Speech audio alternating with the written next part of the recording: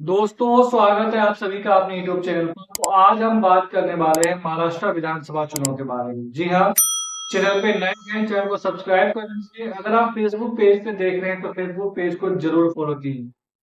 तो आज हम बात करने वाले हैं महाराष्ट्र चुनाव को लेकर के। जी हाँ, महाराष्ट्र चुनाव को लेकर के जो है एक ताजा ओपिनियन पोल आया है। इस ओपिनियन पोल के हिसाब से देखा जाए तो यहाँ पर बीजेपी को काफी तगड़ा झटका लगने वाला है। जी हाँ, इस वक्त आपको बता दूं जो अभी का परिस्थिति है महाराष्ट्र के अंदर, उसमें एनडीए गठबंधन को बढ़त दिखाया गया है, जबकि महायुति गठबंधन जो अभी सत्ता में है, जिसमें बीजेपी है, शिंदे सेना है और एनसीपी अजीत पवार की पार्टी है, इन्हें अभी सत्ता से बाहर होता हुआ दिखाया जा रहा है।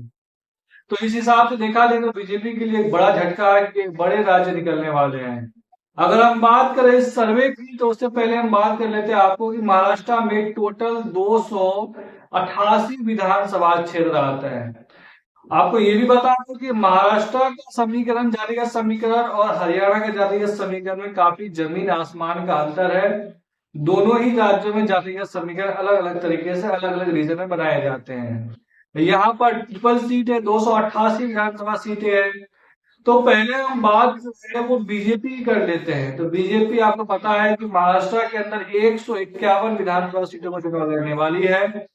अगर उसकी हम बात करें तो बीजेपी की केवल सीट बताता हूँ, बीजेपी को 82 से 84 सीटें आने का अनुमान बताया गया है। यह 82 से 84 विधानसभा सीटें आने का अनुमान बताया गया है बीजेपी। जबकि कांग्रेस की अगर हम बात करें तो कांग्रेस को 52 से 54 सीटें मिलने का अनुमान बताया गया है।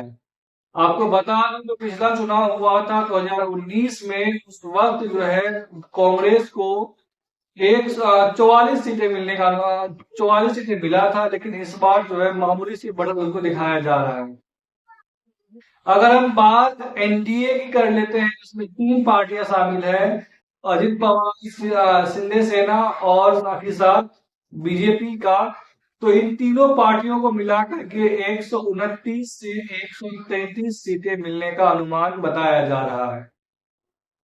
जबकि इंडिया गठबंधन को इस सर्वे के हिसाब से, इस ओपिनियन पोल के हिसाब से 138 से 142 सीटें मिलने का अनुमान बताया गया है। तो अगर इस ओपिनियन पोल की माने तो इस ओपिनियन पोल के हिसाब से महाराष्ट्र के अंदर सत्ता परिवर्तन होता हुआ दिख रहा है। और अदर पार्टी की अगर बात करें, इंडिपेंडेंट की, उसमें बहुत सारे बीएनपी है, उसके बाद क्या कहते हैं प्रकाश दुबे की बीवी है। तमाम छोटी पार्टियों को मिलाकर अगर हम बात करें तो यहाँ पर 16 से 18 सीटें मिलने का अनुमान बताया गया है। तो ये महाराष्ट्र विधानसभा 2024 के ओपिनियन पोल है, ताजा ओपिनियन पोल है। इसके हिसाब से महाराष्ट्र के अंदर बीजेपी को काफी तगड़ा झटका लगता हुआ दिखाई दे रहा है। आपको ये भी बता दूं कि 2024 विधानसभा 2019 विधानसभा में अकेले बीजेपी को 120 सीटें मिली थी। सॉरी, 114 सीटें मिली थी, लेकिन इस बार इस सर्वे के हिसाब से मात्र 82 और 84 सीटें मिलने का अनुमान बताया जा रहा है। तो ये तो बीजेपी के लिए घाटा साबित होता हुआ दिख रहा है। लेकिन दोस्तों, इस बात में एक और बात शामिल है कि बीजेपी ने महाराष्ट्र के अंदर लाडली बहन योजना लागू किया है। और ये लाडली बहन योजना अगर ग्राउंड पे इम्पैक्ट करता है तो यहाँ पर बीजेपी और महायुति की लैंडस्लाइड विक्ट्री होने वाली है, जैसा कि मध्य प्रदेश में हुआ था। अगर ये काम सही से नहीं करता है, जातिगत समीकरण सही से बैठ जाता है, तो फिर बीजेपी को सत्ता में वापस आना काफी कठिन होगा। ये तो आने वाला वक्त ही बताएगा। लेकिन आपको क्या लगता है कि इस बार महाराष्ट्र में कौन सी पार्टी सत्ता में आ रही है, कौन सा गठबंधन सत्ता में आ रही है? एनडीए, महाविकास आघाड़ी या फिर महायुति? आप हमें जरूर कमेंट में बता सकते हैं। चैनल पे नए हैं, चैनल को सब्सक्राइब कर लीजिए। फेसबुक पेज पे देखिए, फेसबुक पेज को जरूर फॉलो कीजिए। धन्यवाद।